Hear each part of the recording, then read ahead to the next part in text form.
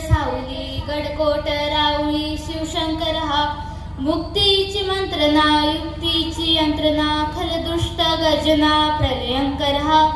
संताशी रक्षितो शत्रूनी खंदतो भावंड भावना संस्थापितो